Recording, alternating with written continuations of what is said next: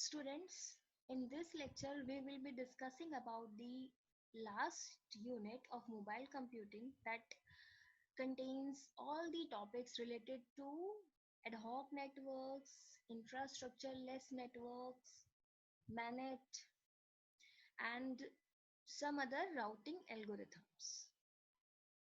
All these topics will be covered in the fifth unit.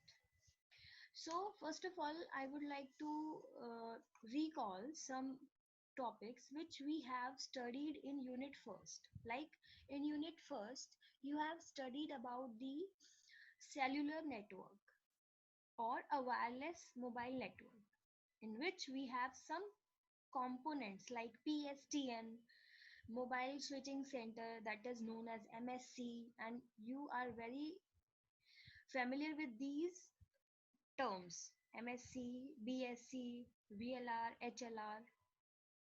You know about these, right? So in this lecture, we will be discussing about the ad hoc network first. So an ad hoc network. What is an ad hoc network? क्या होता है ये ad hoc network? It is a wireless network which is decentralized. यहाँ पर कुछ चीजें जो हैं वो बहुत इंपॉर्टेंट हैं और बहुत ध्यान से सुनने वाली हैं, right? First, ad hoc network is decentralized type of wireless network. Decentralized मतलब ये कहीं पर भी फिक्स नहीं होता है. The network is ad hoc. ये ad hoc इसलिए है क्योंकि it does not depend on pre-existing infrastructure. इसके लिए मुझे कोई बैकबोन वायर नहीं लेनी है, किसी भी तरीके का AP की जरूरत नहीं है, किसी भी तरीके के MSC मुझे नहीं चाहिए, BS नहीं चाहिए, मीन्स मोबाइल स्विचिंग स्टेशन नहीं चाहिए, बेसिक्स जो बेस स्टेशन होते हैं वो मुझे नहीं चाहिए. तो इस तरीके की चीज़ें जो हमारी सेलुलर नेटवर्क में होती हैं वो हमें यहाँ पे रिक्वायर्ड नहीं है. Instead, each node participate in routing by forwarding data for other nodes. यहाँ पे जितना भी काम होता है उसमें सारे जो नोड्स होते हैं वो टोटली इन्वॉल्व होते हैं और वो राउटिंग भी करते हैं, वो सारा रूट फॉर्मेशन भी करते हैं, रूट मेंटेनेंस भी करते हैं, वो सब काम खुद करते हैं. और सारे के सारे नोड्स की जो डेजिग्नेशन होती है सबकी सेम होती है, कोई मास्टर स्लेव नहीं होता, right? It is a collection of 2 or more devices. ये ऐसे डिवाइसेस का कलेक्शन है which are equipped with wireless communication and networking capabilities. Simple, हमारा जो मोबाइल फोन है या जो मेरा लैपटॉप है वो भी इसका पार्ट हो सकता है, उसकी हेल्प से मैं ये नेटवर्क बना सकती हूँ, राइट? और इसमें आपको किसी भी तरीके की जो नेटवर्क कैपेबिलिटीज हैं वो मेरे लैपटॉप में या फोन में होती हैं, right? Such devices can communicate with another node that is immediately within their radio range or one that is outside their radio range. यहाँ पे हम डिवाइसेस को लेकर के वो डिवाइसेस जो एक दूसरे से कम्युनिकेट करना चाहते हैं, who those who want to exchange information, और ये कम्युनिकेट कर सकते हैं उनके साथ जो कि इनकी रेडियो रेंज में होते हैं, बिकॉज वी नो कि जो भी हमारे डिवाइसेस होते हैं, हमारा मोबाइल है या लैपटॉप है, इनके अंदर जो भी डिवाइसेस फिट हैं उनकी एक रेडियो रेंज होती है, right? As we have studied in bluetooth की बहुत सारी लेवल्स है, वेरिएशंस है, और वो सारे के सारे डिपेंड करते हैं उनकी स्ट्रेंथ पे और उनकी रेंज पे, एंटीना की रेंज पे, right? Since an ad hoc network does not rely on any fixed network entities, the network itself is essentially infrastructure-less. There is no need for any fixed radio base station, no wire, no fixed router. आपको इन सब चीजों की जरूरत नहीं पड़ती है. Hence, an ad hoc network is local area network that is built spontaneously, जो तुरंत से बन जाता है, अचानक से, कभी भी कहीं पर भी आप इसे बना सकते हैं.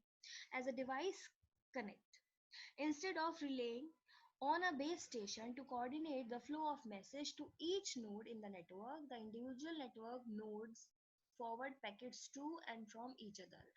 जब भी हम वाईफाई की बात करते हैं तो वो एक वायरलेस नेटवर्क तो है, लेकिन जो मेरे मोबाइल वाईफाई से मेरे घर में कनेक्टेड है, उन पे अगर कोई भी मुझे मैसेज ट्रांसमिट करना है या रिसीव करना है, तो मोबाइल से पहले वो एक्सेस पॉइंट तक जाएगा, एक्सेस पॉइंट से फिर वो आगे फॉरवर्ड किया जाएगा। सो एक्सेस पॉइंट किसी बैकबोन से कनेक्टेड होता है, और ये सारी चीज एडहॉक नेटवर्क में नहीं होती है, right?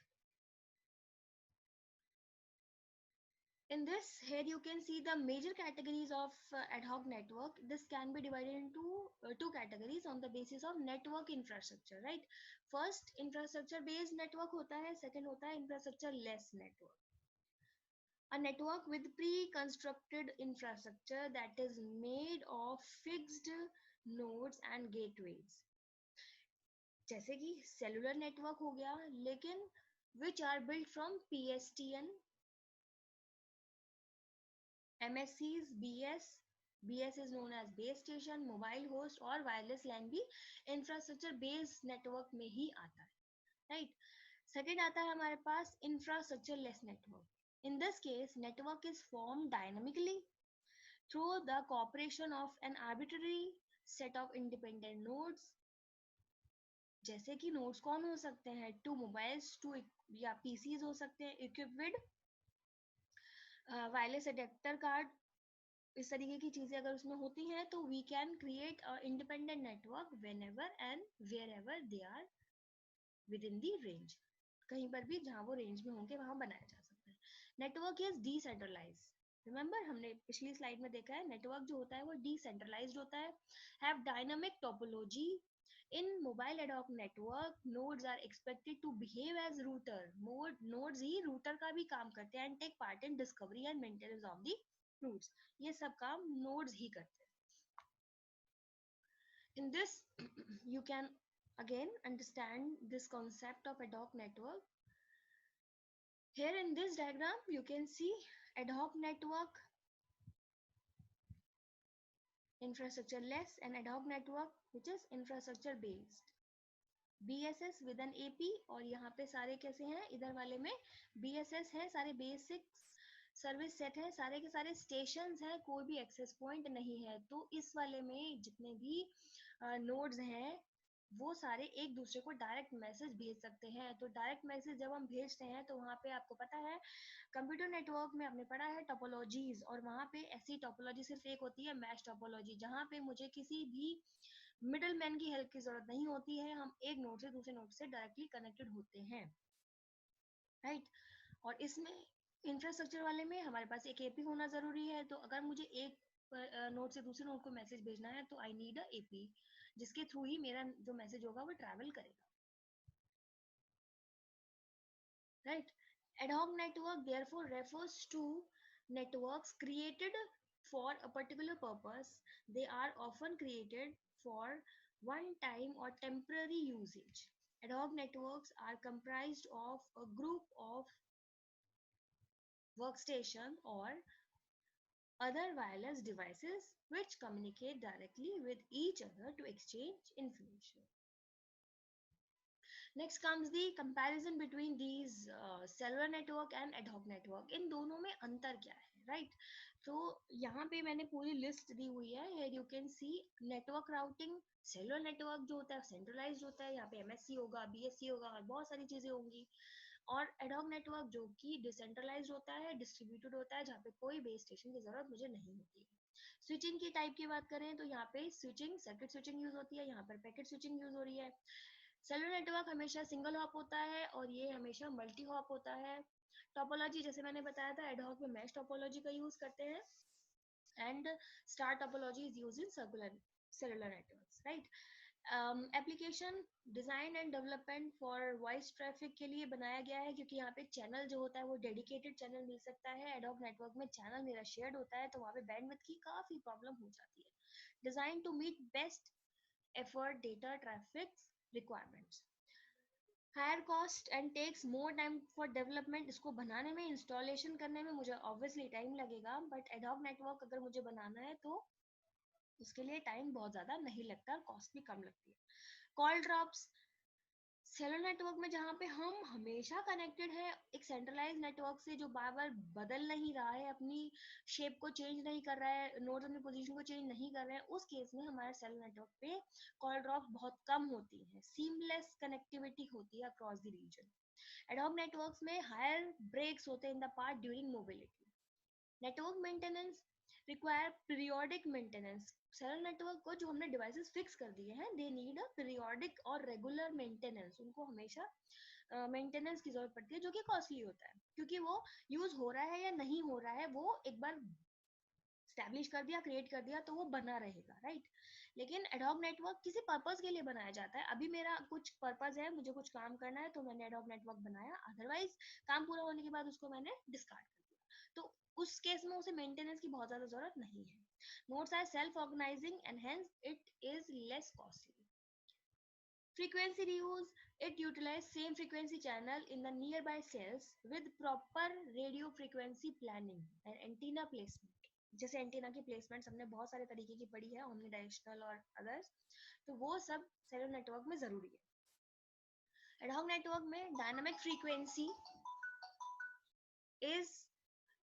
frequency reuse is employed using carrier sense mechanism. Bandwidth, the allocation of bandwidth is guaranteed and easy. यहाँ पर जो bandwidth होती है उसका allocation हमारे लिए काफी गारंटीड है कि हमारा जो काम है वो बीच में नहीं रुकेगा और हमें प्रॉपर जो है सिग्नल्स और बैंडविड्थ मिलेगी। जैसे मैंने एडॉक नेटवर्क में बताया कि it uses a shared channel, तो यहाँ पे काफी सारी प्रॉब्लम्स हमारे को होती हैं और काफी सारे बैक इश्यूज भी जनरेट होते हैं। Last is the technology. GSM में यूज होता है cellular network, CDMA, LTE, VoLTE, और एडहॉक नेटवर्क हमारा जो है इसमें क्या यूज होता है, wireless LAN, right. In this diagram हम थोड़ा और क्लियर समझ सकते हैं कि what is a cellular network और ad hoc network, and most important thing is कि you have to practice the diagram in exams, you have to make diagrams also. Last, अब हमें सिर्फ ये बताना है कि एडहॉक नेटवर्क की जरूरत क्या है, कि हमें एडहॉक नेटवर्क चाहिए क्यों, ये एक क्वेश्चन जनरेट होता है, क्यों चाहिए। These are the few points. It can be made any time with no infrastructure required, can be made for a short period of time because nodes and devices can join together to make up a single ad hoc network. Every node owns a equal position or status or designation in the network. They are closed network that do not connect to internet and basically created between two or more participants. वही चीजें हैं जो हमने पहले discuss की है कि ad hoc network क्यों जरूरी है, क्योंकि ये इंफ्रास्ट्रक्चर की जरूरत इसको नहीं है, बहुत शॉर्ट पीरियड ऑफ टाइम के लिए बनाया जाता है, बनाना आसान है, जल्दी बन जाता है, काम पूरा हो जाने के बाद हमें इसे मेंटेन करने की जरूरत नहीं होती है।